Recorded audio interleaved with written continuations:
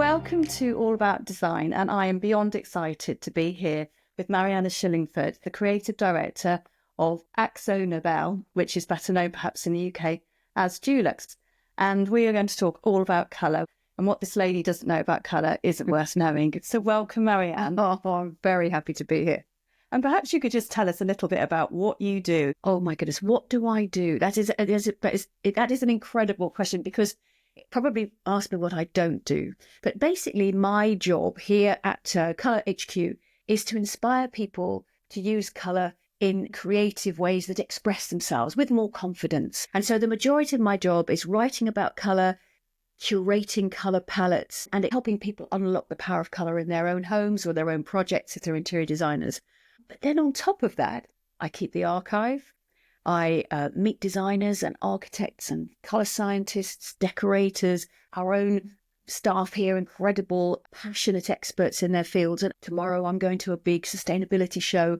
So colour is at the heart of everything I do, but it's by no means, colour seems to open doors to 1,000,001 different things every day. Paint has an alchemy about it. It's a magical ingredient. People put so much trust in a paint chart. And if you've got a project to do, once you've got a paint chart in your hand, you feel like, okay, I'm on the road. So I think paint is a magical component of any interior design project. I also think it's the signal of the end of a project. If you think about all the preparation, the dirty work, the building the foundations, putting on the plaster, it's when you get to the paint, when you finally see the job is completed. It's the finishing touch, the cherry on the cake. So yeah, paint has a magical quality, and it's probably the easiest part of the job to do. Covers up a multitude of sins, if you want it to, but it marks the end of the job and the beginning of life in the space. And how did colour become such a driving force for you? Oh my goodness. Well, if anybody's ever heard me talk before, I'm very passionate about this. My dad was a rose grower, so we were brought up on a rose nursery. And my dad used to spend his days breeding roses that were the right colour, in the right perfume. It takes a long time to breed a new rose. And we were surrounded by 60 acres of living colour in perfume. And when it came to putting together the catalogue for the year's roses, he used to pore over getting the printed version of the rose exactly the same as the rose that you would see in the fields, which is incredibly difficult. So right from an early age, I realised how important it was, how colour was so important to unlock the success of something. And being surrounded by roses, it sort of had this sensory element to it, because the darker the red the rose was, or something dark red rose, it felt glorious. And so I have associated colour with a sensory experience, with childhood, with storytelling. My dad was a great storyteller. And so colour was something that was just absolutely rooted in how I was brought up. Rubbish at school, to be honest. I was terrible. I was brilliant. I was modesty aside. I was quite good at painting and very good at colouring in. And so all of the attention I used to get at school was while we were doing a maths test, I might hand in to the teacher a picture of a parrot. It was brilliant. And that would distract them from any of the maths that I was doing or lovely doodles around the edge. So I realised as well, colour was really important, but also creativity was an outlet. So this job that I find myself in today is the perfect job for a woman like me. So I am the happiest woman on earth when it comes to work. That's lovely to hear. And obviously nature colour palettes, you mentioned your father growing roses. Yeah. A lot of the time when I put together a colour scheme and look at nature as a really good starting point, because it never gets it wrong. Yeah, Mother Nature never gets anything wrong. We have in our garden ranges, so Cuprinol, our garden shades range within Cuprinol, that paint collection has two families of colour in, and we call them Nature's Neutrals and Nature's Brights. And we basically copy what nature does. So all of nature's neutrals are all the colours that we see around us in nature: the sky, the pasture, the land, the stone, the raw materials of nature that always work together. Because whenever you look at a landscape, you don't go, oh, that's a bit out of place. Unless it's man-made, it's always working together. So we call these a sort of bedrock, nature's neutrals. And then we have a smaller palette of things that we call nature's brights. And these represent the flowers, the butterflies, those amazing colours that you see popping up in spring and summer. There are less of them, but when you add them to the neutrals. They're the ones that are the kind of rock stars. They're the ones that draw your attention, put a smile on your face. And when you balance, if you have nature's neutrals, they all work together in any combination. And then you pop in your nature's bright, bit like putting in a contrasting colour. It's the thing that adds the flavour to, the visual flavour to a scheme. So that's in the garden, but all of our colours in Dulux, when you go right back to the beginning, they were all inspired by nature. It is the source of everything. The names that you've come up with, or your department, the people that you work with have come up with, they're just beautiful. Yeah. So where did they come from? Well, we have this process called alchemy, which is basically, if you've got a really beautiful colour but a rubbish name, that colour will not be as successful. So you've got to have a good colour with a good colour name. And alchemy is a process of taking two words, one of those words, and putting them together to make the colour name. So one of those words takes you to the colour. So for example, sky or pasture. So if I say sky, you're thinking blue. If I say pasture, you're thinking green. So that would be one colour that would take you to the colour. And then another is a colour that takes you to the way it might make you feel, an emotion, so it could be the word soft. So it could be soft pasture, soft forest. It could be mysterious glen. So if I say mysterious, you're going to think dark. And you're going to think moody. And if I say glen, you're going to think greens. You're going to think the mountains. So you're going to think of a really dark green. So what I'm trying to do with the name is paint a picture of the way it looks and kind of is going to feel in the space. Yeah. So and when you get it right, it's an amazing coming together of two creative things. And also, we want our customers to talk about the colour story on their walls. If it's got a terrible name, you're not going to say. So I'm trying to think of some dreadful name, but if it's not a great name and you're having it on your bedroom. So example, here we are, lovely example. Dulux Heritage is a beautiful, beautiful colour called raven's plume, and when you say, oh, I've got raven's plume on the wall, there's something lovely about that. Midnight teal. It's the description of the colour that makes you, it paints a picture in your head, as well as on the walls. Visualises it. Its names are evocative, aren't they? It engages the eyes, it engages the heart. Is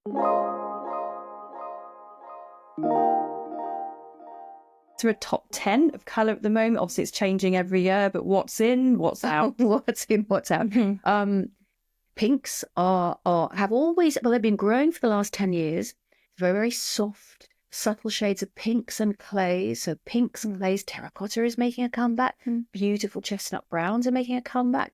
And I think this is related to, these are the colours of comfort and home and things that make us feel comfortable. They're what we call advancing colours. So they kind of put their arms around you in a space.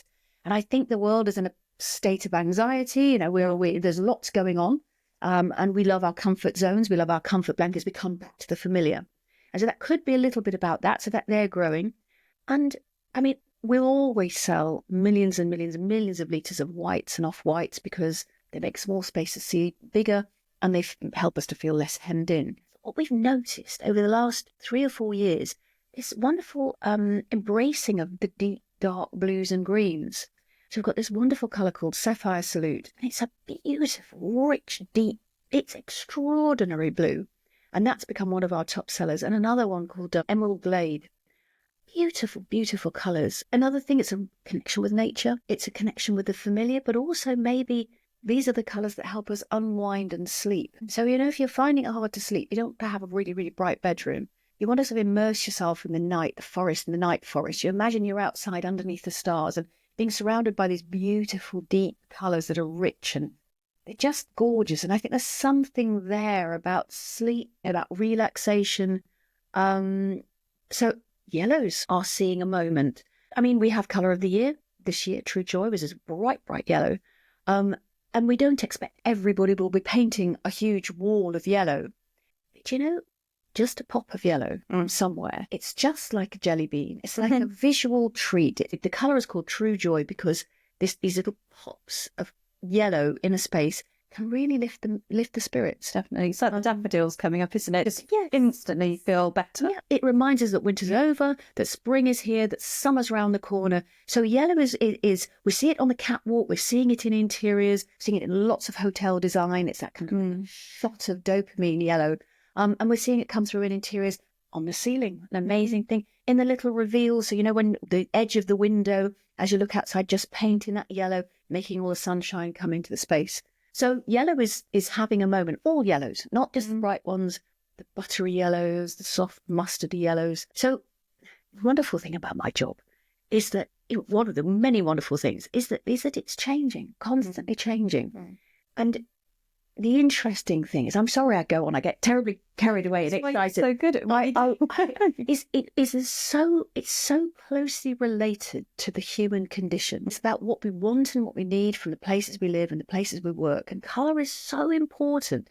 You know, when you're dressing up to go out, you're putting something on and you're going to a party, you'll put the best lipstick on, some nice earrings, a bit of colour, a flash of something, and you're showing off. You're putting on a party.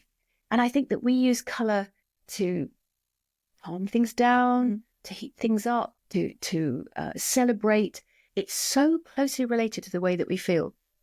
And as we are moving in these uncertain times and people are feeling like we're walking on a cakewalk of life, you know, we're worried about everything, we return to these familiar, comforting, you know, home comfort colours of biscuits, the colours of wood, the colours of natural materials, things that don't demand our attention, because everything is demanding our attention. And I love to see that development of colours. So it's less about the stuff that you're seeing in the shops. So we used to, I would say about 10, 12 years ago, we'd be looking at what's happening on the catwalk, what's happening in design, in interior design. And we're still looking at that, but we're much more looking at what people want and what they need for themselves. Emotionally, you know, the way that colour makes people feel. And there are some general things, you know, there are some colours that do engender a feeling with the majority of people, but then colour can be very personal. This is why an interior designer like you is going to help somebody find the perfect palette for themselves and help them to unlock the way they feel within a space.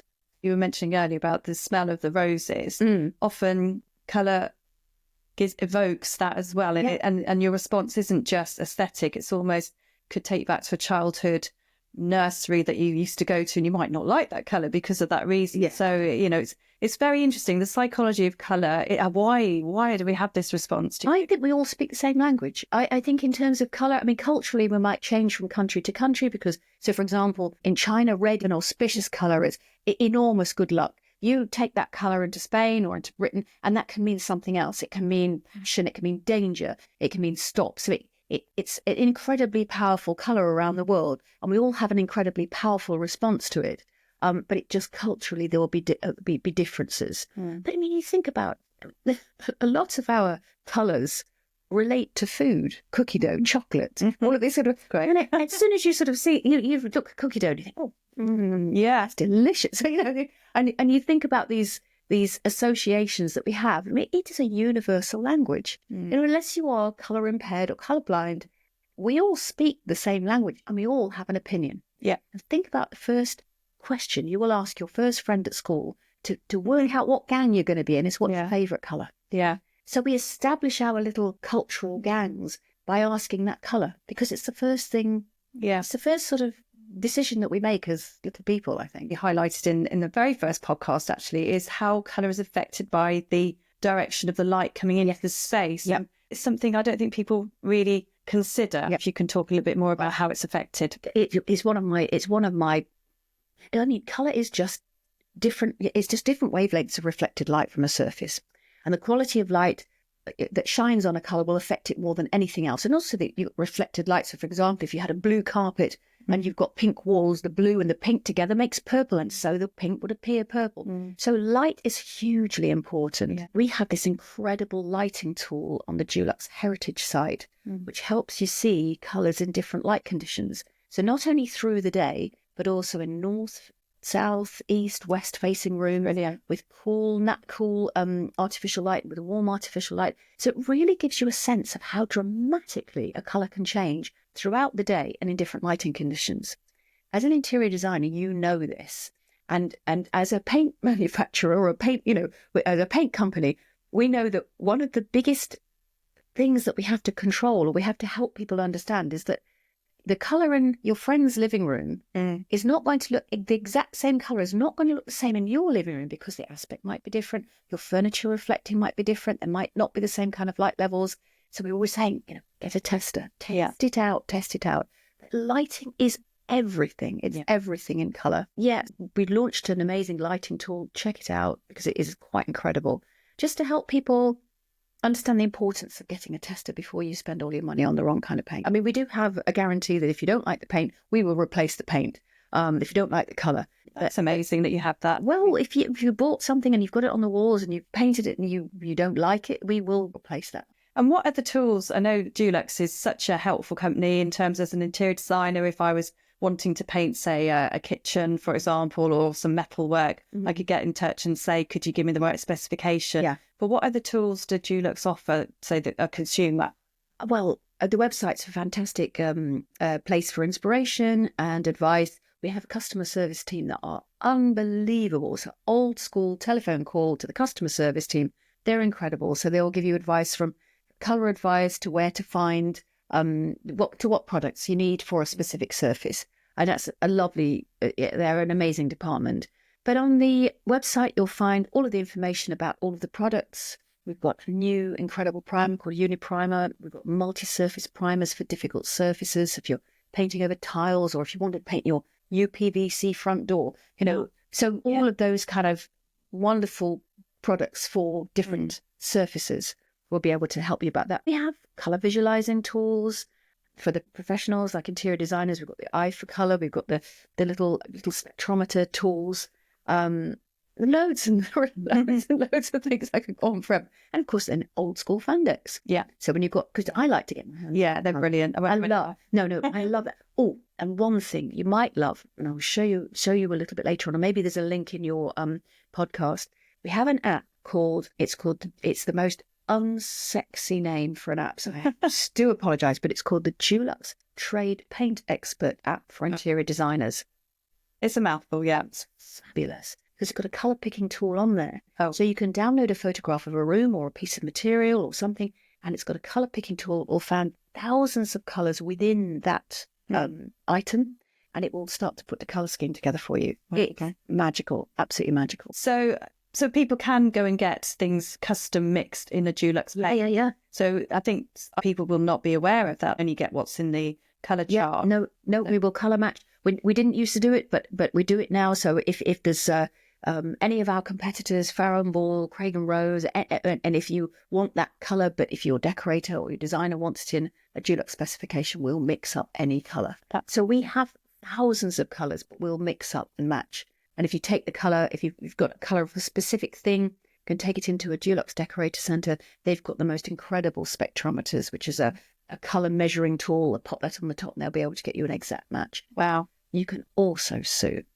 If you, as a designer, wanted to have a palette of colours based on your favourite materials, you could go into a Dulux Decorator Centre or a Design Centre, or even download the app, and we won't just make you that colour or match you that colour. You can name it. Oh, wow. So you can have your own collection of colours with your own name in your local Dulux Decoration. Keep that on our system for you, and you'll be able to order that, and it's your own bespoke. Wow, I think that's quite special. Yeah, it's special because as an interior designer, you must have your favourite colours. You must have these colours that your go-to palette where you go, I know this looks fantastic. Yeah. You can create something completely bespoke for you. In my own home, I've got a lot of aquas because I just find it so calming, and I have to try and always go away from it, challenge myself with something different. For me, it just makes me feel I can breathe, I can work. But and when I'm designing for clients, it's getting to know them and what they do or don't like, and sometimes testing them with colour. Because I think a lot of people tell you they're afraid of colour, and they'll get me in to get them away from the beige and the grey. Yeah. When you actually live with it for a little bit, and it doesn't have to be everywhere. Colour is just such joy and emotion. Something small to start with and build up your confidence. One of the things we talk about colour, and in our heads we suddenly imagine a bright palette. But we have 150 different shades of white in just one of our white things. So colour is it's every little nuance of. So when you're choosing fabrics or putting something together, you're looking at nuanced palettes that are very, very subtle. The majority of the bedrock of colour are nuanced neutrals, warm and cool neutrals. And then when we talk about colour, I think people get scared of it. Again, it's another word. Like we talked about the word yellow earlier, about how people don't really like the word yellow. And when you say the word colour, people's mind, they immediately think red, blue, pink, yellow, orange. They think about bright colour. And it's much more nuanced than that. You know, the majority of your base palette will be the wood, the natural materials, just natural things, which will give you a backdrop on which to put something much more dramatic. And it's amazing how, for example, a neutral can suddenly take on a lilac hue or a yellow hue. When you do test out of paint at home, how would you suggest do it? Do you do it on a piece of paper, directly onto the wall? Yeah, I mean, if do it directly onto the wall. I mean, if you're going to paint, might as well put it on the wall, and at least you've got a flat surface. Piece of paper or a piece of card, keep it nice and flat. Try and keep it so you want to be able to see the colour on a flat surface. If it's got a ripple, you won't really pick up the colour. So if you've got a piece of cardboard, an old cardboard box, you know, we've got hundreds from Amazon, paint one of those out, sticks it in there. I would also do two places where, so if you can do a corner where the two walls meet and have the colour right up to the corner to see, or to see if you've got two colours on different walls, make sure they meet. Because when they're just sitting in the middle of a wall and they're surrounded by another colour, you really struggle to imagine how that would look on a big surface. Another thing to do is download the Dulux visualizer, and it will show you what the colour's going to look on the walls, and it will also pick up the shadows and the lights. It will give you an impression. You need to buy a tester as well, you must, but it will just give you an impression of what you suddenly can start to paint your walls in different colours and get a bit brave with it. And then go and get testers of the favourite. And you can take little photographs. You can even do the visualizer onto static images as well. So it's a really good it's a great tool. It's a free app, and it's absolutely brilliant. And we're improving it all the time, so it gets better and better. So if you downloaded it 5 years ago and didn't find it any good, download it again, and it should be good. And can you tell us about the colour stories that you have? Colour stories. Now, they used to be called colour trends. I hate the word trends, and I think most interior designers do, because trend sounds like something that we ought to be doing and following. And actually, colour tells a rich story. So when we're putting a story together, what we're trying to do is we're trying to capture a mood of the moment, a vibe, a feeling. And so we might have a palette of colours called calm colours or a calm colour story, which create in any combination together, they will create an environment that's calm. And when we put a colour story together or a palette of colours, it will be a limited palette of colours to not bamboozle people, because more is not always more. But when we put a colour story together or a palette of colours, it will all interact with each other. Not necessarily all for the walls. It can be across furniture, furnishings, the accessories. So if you take a palette and you start to say, okay, I'm going to use this one on the wall, and I'm going to use this one here on a piece of furniture, but the rest of the colours in the palette is not going to be paint. It's going to be about the materials, accessories. We call them stories because they tell a story. They capture a mood of the moment. And we've got a bold palette this year, and we've got a proud palette this year. And proud colour story is about being proud of where you've come from, whether that's Devon or whether that's Africa. So it's being proud of your environment, your heritage, your history, and it's pulling on colours that actually intersect different cultures. So we have these incredible, raw, gorgeous, natural, organic shades that we see all over the world. So we're in all of our heritage, and we've taken those heritage palettes, and it sort of connects the past with the present. But when you see those colours, it makes you feel grounded. And they're colours that you can celebrate something that's really unique to you or your culture. And it doesn't have to be from another country. It's you. It's about you.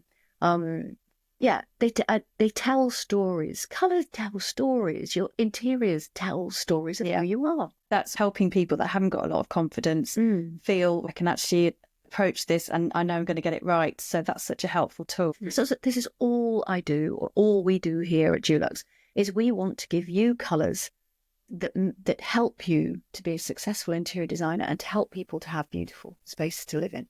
So we're giving you tools. We're not telling you what to do, but we're giving you inspiration, and all of our colour research around the world will feed that in. So we do huge amounts of research to create palettes that are tools for our customers and tools to unlock the potential of a space. It's not about telling people what to do, it's about inspiring them.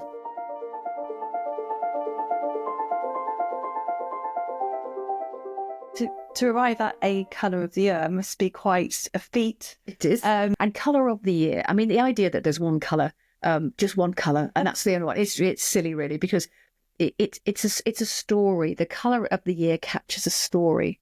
So this year it's True Joy, because that's what we need. So when we talk about colour, it's what we want and what we need.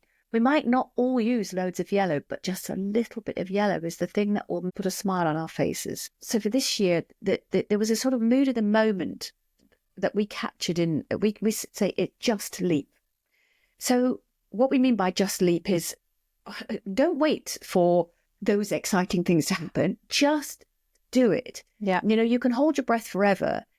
You've got to actively seek out happiness. We have to actively go out of our comfort zones and seek out the good stuff. Yeah. Because the good stuff will not generally come to you. No. If you're sitting at home waiting for it to happen. Yeah. And True Joy, that little pop of yellow, is just leaping. You have to take a leap of faith to use a bit of yellow in your home, and especially such a bold colour. And it was capturing this sense that take a leap, just try, move out of your comfort zone, leave Barbie land, get in the car and drive out. And that's the sort of sense that we've been living in a state. We talk about anxiety and we talk about this state of nervousness and fear and uncertainty about the future.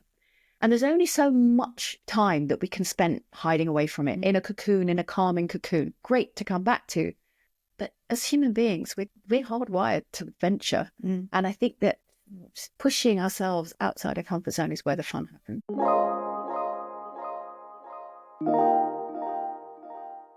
Can you tell us a little bit more about the research that you use? I read some fascinating things about in education settings, and also in care homes. Yeah, in dementia and care homes and neurodiversity. So designing for people with different needs. It all started with creating a thing called colour and contrast. So imagine if you're visually impaired and the building's starting to fill with smoke and you're trying to find your way out. If all of the surfaces in the room were painted in a similar kind of grey, you are not going to find the door.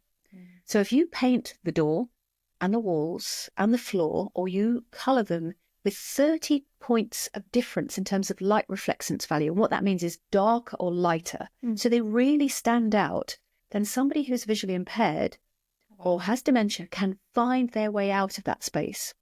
And in terms of dementia, we can use colours to help people wayfinding within a building and feeling more confident.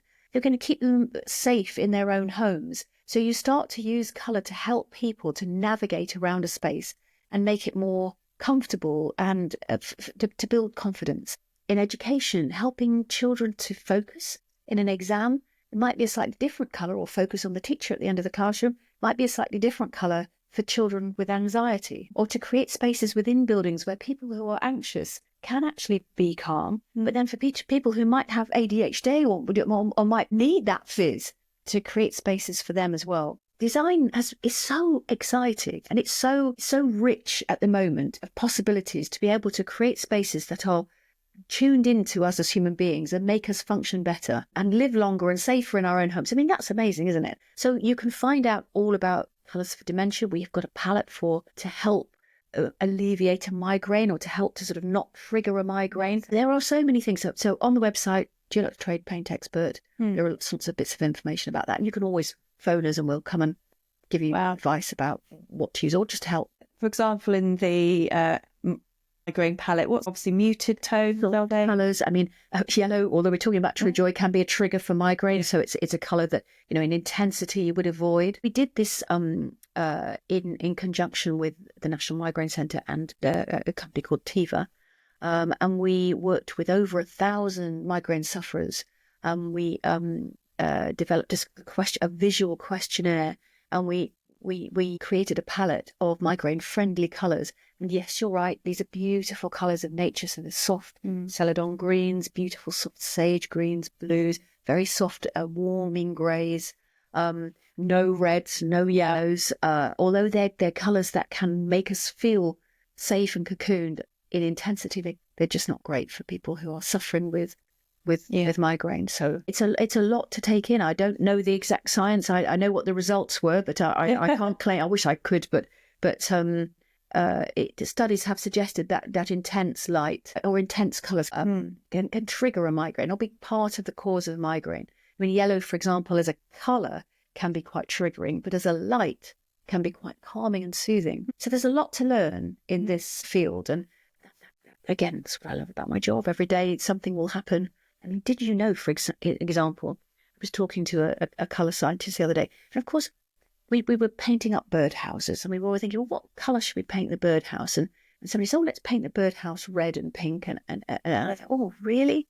And then chatted to a scientist friend, and he said, well, cats can't see red, but birds can. How did they know? So cats and dogs don't see colour. So they see things in sort of blues and yellows, but they don't see red. But if you paint a birdhouse or a hedgehog house in a pink or a red, they can't see it, but you can. So you can see it and keep an eye on it in the garden. Your kids can see it. You can enjoy this. The birds can see it. Insects can see it.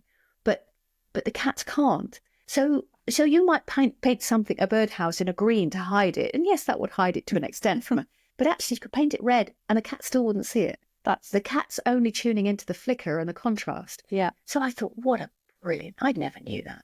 So here I am at this age, learning something new about the colour red. Brilliant. Because you'd think, oh, I'd hide it in the garden so the cat doesn't see it. You don't need to paint it red. No. That's the message. Paint your birdhouses red. Pink, red, orange, they can't see it. Brilliant. Oh my goodness me.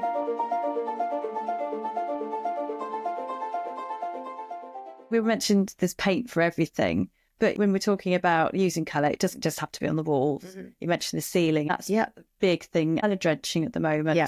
Also, I think neutrals have their space. When we were talking about greys earlier, there are some beautiful greys out there as well, which can be used as a supporting element. Absolutely. I mean, greys are the ultimate stage on which you put other colours. They're just the ultimate neutral. They don't have any colour in them at all. I really like the subtle greys with a hint of green and blue. I like those greys with a hint of red even in them. So the greys that are quite subtle and different. And they play their part. And grey, just black and white, true greys can be quite cold, but then they also work with every other colour. So they're hugely versatile.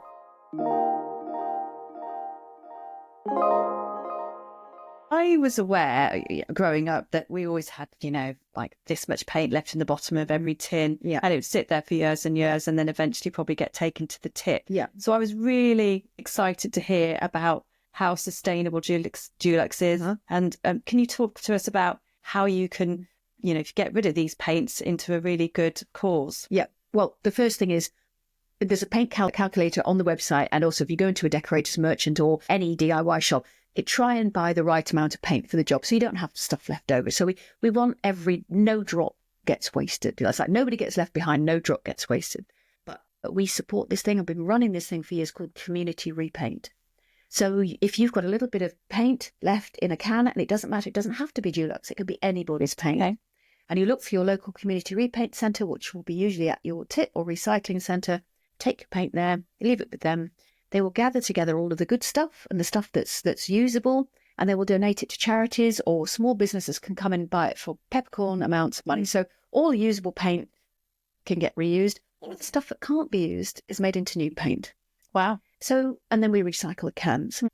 The idea is that we never waste it. It's not cheap. I know that it's probably the cheapest part of an interior design, but it's not cheap. And also, nobody wants to put paint down the drain. No. I mean, if you clean a roller properly and you have one of these roller cleaners, just a piece of metal with a bent piece of metal, you'll get 250 ml of paint off a roller. That's a lot of paint. Yeah. So, and it's also a lot of paint to put down the drain. If you're going to clean the roller, most people throw their rollers away. Buy a really good quality roller, buy a roller cleaner, scrape what you can back into the tin, and then use a bucket to clean the roller, and let the paint settle to the bottle and pour off the clean paint. There are ways of doing things. It's like take as much paint off the roller, as much paint off the brush before you clean it. We don't think about these things probably as painters and decorators, but we need to think about them more. And we try wherever we can to educate and to we don't want to waste a drop. It's expensive, it's beautiful, and give it to neighbours. If you give a tin of paint to a friend or a neighbour or a local school, because you can paint with it at schools, or art college, people who are doing stuff with, our tester pots are used by artists all over the world. And they're brilliant. I mean, a brilliant source of really cheap, brilliant colour. The mantra is never waste a drop. That's really good to hear. And I think people weren't aware that you can do that. So and spread the word. I will definitely, wherever I go, be telling people that as well. Community repaint.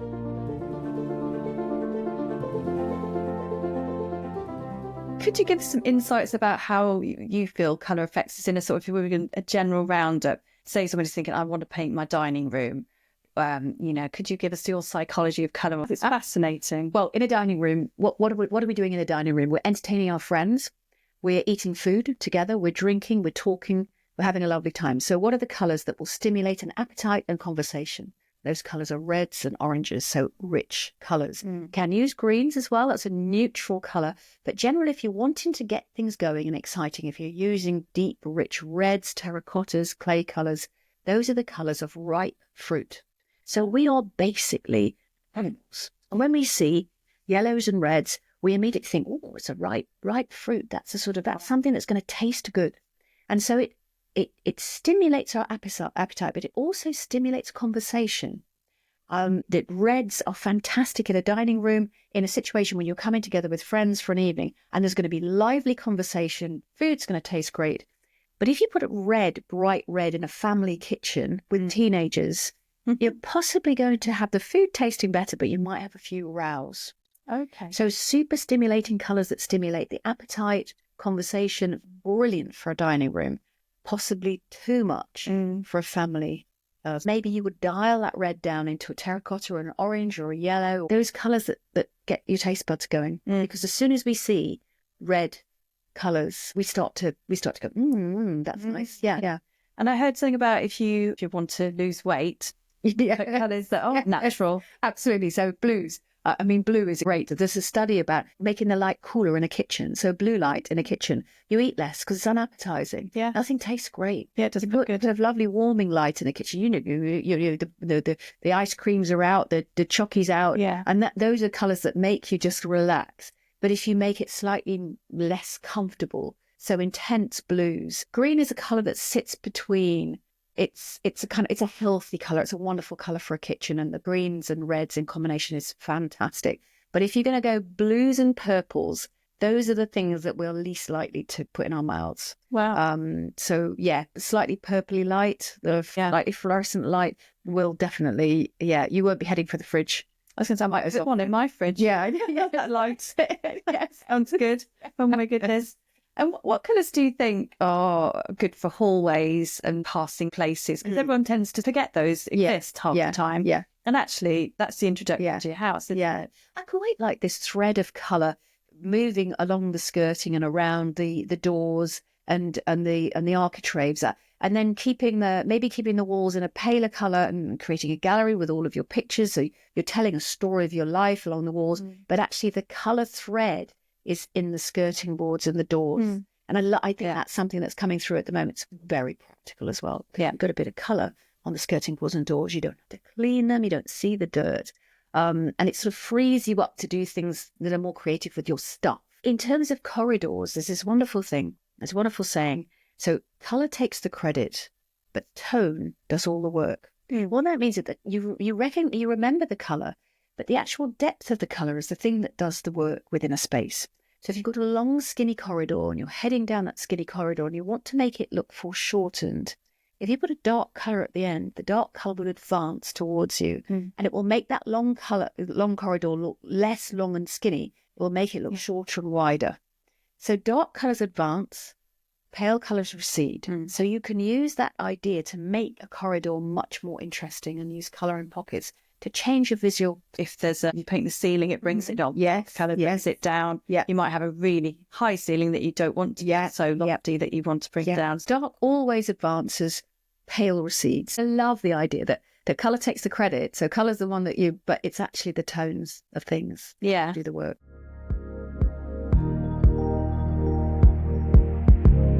Dulux, and particularly yourself, are looking after and sponsoring the Colour in Design Awards. Yep, it's Colour in Design Awards is something very close to my heart.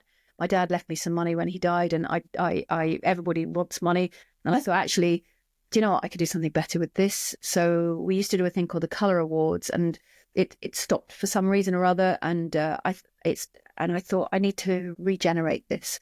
And so we do awards throughout the year where we recognise and reward great use of colour in design by graduates. And it's where people are using colour really mindfully. So it's not just about colourful things, it's about colour being used to make the world a better place. So whether that's natural colour or whether that's colour to help somebody wayfind, whether that's colour to help stimulate children's creativity, however the colour rocks up, whether it's in fashion, digital, video, illustration, it's across all creative mediums. And it's quite something. So the Colour in Design Award is something that I started. Dulux are wonderful. They support and sponsor prizes throughout the year. They let me go off and do my thing, which is wonderful. Yeah. Which is always more support than anybody needs. But we've got a whole generation of creatives who are being squeezed and squashed. In an uncertain world, not many people are taking up the creative arts. And yet I've enjoyed the best life I could have lived on this earth as a creative, and there is so much potential out there. I'm really keen on helping young creatives find the commerce in their craft. Yeah. So helping them find a job, helping them find their path. Yeah. And so we do the awards, just a bit of money and recognition, but also a bit of mentoring as well. It's only tiny. It's a lovely thing, and it's close to my heart because it's all about colour. If you can promote colour because of the emotion it brings, and help people not be afraid to use it because they've been inspired by seeing something that you've done. It's wonderful, isn't it? I love this idea. I think about this a lot because I do work in paint, and it's fun, isn't it? Nobody dies in paint. So when you're painting and decorating, it's not a dangerous sport, but it does bring joy. It really does bring joy. And it's something that, if you're decorating a space, you think about it, don't you? You want it to look great, but you want it to be part of it. So, and when you've done it right, there's nothing more satisfying than putting on a great colour and everybody going, yeah. So I'm very lucky that, you do help people to feel a bit happier. And I think it's sometimes a bit of a missed opportunity if you thought, I'd love to go for that deep sapphire blue, but just paint it like sky blue. You might just wonder what you can use your tools, obviously, to see what it could look like. At the end of the day, if you feel like you just want to try it, just do it, because the overriding thing will be joy every time you walk in the theatre.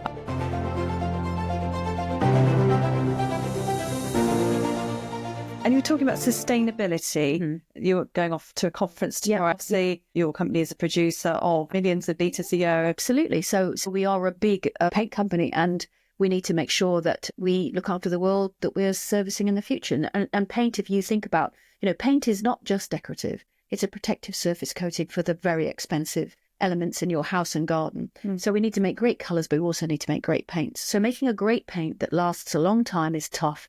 Is one part of sustainability. Another is to make all of our paints water-based, so they are VOC free. So and that's what we're aiming for. Most of our paints are 99.9 VOC free. We have a recycling finish. You repaint, and also if you're a professional, take your paint cans back to a Dulux Decorator Centre, and they will recycle them for you. Okay. Everything we're aiming for is to have a circular manufacturing process. All paint companies need to do the same thing. We are leading in that area, and we're very proud of it. But there's more to be done. And so we go off to conferences and learn what other people are doing. We look for best practice within industry. As I said earlier, not a drop should be wasted, and we shouldn't be putting paint down the sink. We should be trying to aim to do best practice, all of us, and it's not just us as a manufacturer. It's helping our customers do the right thing as well. So it's absolutely at the heart of everything. I mean, if you're doing harm to the world, you're not going to get any customers in the future.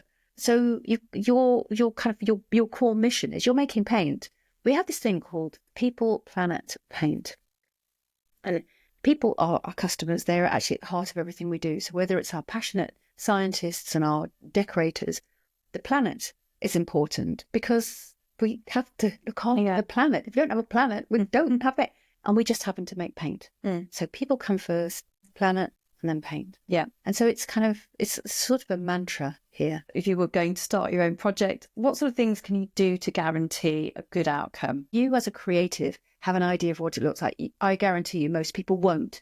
So that confidence and so creating a mood board, seeing how everything works in conjunction with each other, interior decorator app for interior designers is brilliant for that. But it's creating that mood board. It's selling the idea to yourself and your family and your be able to see what the finished effect will look like. It's hugely important. I would say that would be the thing. And then it will give you the confidence, how it will look if it's slightly tweaked, how it will look if it's slightly tweaked. And the confidence is built before you take your brush out. You don't have to worry as a designer, because you know yourself, but you also, your customer won't be panicking as well. So sometimes people just think, I'm going to paint my wall orange and that's all I'm ever going to see. Well, actually, you will have artwork on it, or you might do a trio of big mirrors, or you might have, like you say, a gallery wall. Yeah. So it's a part of the room, the fabric of the room in the end. It's not just an orange wall. Yeah. It's a base to display your life story against, which is a little bit more interesting than beige, perhaps, or a white. You see, preparation is key for it to be a long-lasting job, to make spending the money on the paint worthwhile. Yeah. We know the boring bit now, the horrible bit. If you're teaching my kids as they've been growing up, it's all in the prep. Guys, it's all in the prep. You can't just put paint on that skirting board and it will look great for a week and then it won't last. And also, if you get the prep right, the next time you do it will be simple. It's starting off on that base of making sure that you've got the right fillers, you've got the right undercoats, you've got the right primers, and it's all there. I mean, there's so many products now, they're water-based, they're quick drying, they don't stink. You know, you get a couple of coats on in the day. The job time has been halved, if not more than halved, recently. And the products are so hard wearing, they're so tough. You can get the most beautiful, beautiful, flat, matte, durable finishes that are gorgeous to look at, that make colour look, they make colour sing. But the prep, you cannot get away without the prep. It is the boring bit. It's the boring bit, but it's the bit that I would pay for. That is the bit that takes the longest amount of time, sadly. I know, but it will last twice as well.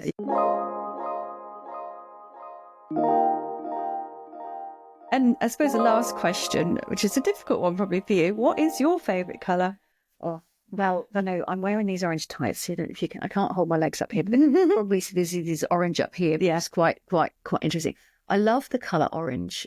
I find it energising, makes me smile. It's not scary as red, but it has a sort of personality, a buzz to it. It's quite warm and sunny. And whenever I put my orange tights on or anything orange, it stops people and they talk to me. Yeah. And it's something that is engaging and it's quite fun. So I come back to orange and I like that colour. And I buy flowers, I look for orange flowers, and I just like that colour. But then it's like asking a mum which is her favourite child, and that's not fair, really. So I do love there are a few colours I don't particularly like, and I find quite difficult to use myself. But probably I come back to orange. Brilliant. Well, Marianne, it has been absolutely incredible. I could talk to you all day. Your knowledge of colour and how it works is second to none. So thank you so much. Great pleasure. I will put all the links to all the tools, the wonderful Dulux tools that are online on the social media areas. And if you have any questions whatsoever, please do email to online at allaboutdesign. No, it's not that. What is it? It is. I love it.